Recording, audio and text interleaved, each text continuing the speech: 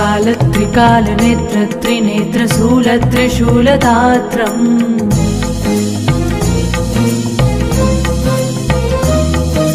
सत्यप्रवाह दिव्यप्रकाशमन्त्रस्वरूपमात्रम्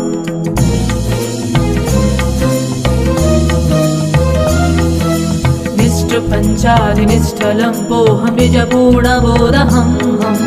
प्रत्यगात्मादं नित्यब्रह्मोऽहं स्वप्रकाशोऽहम् सच्चित्प्रवणमोमो मूलप्रवीणोमो अगं ब्रह्मास्मि ओमो अहं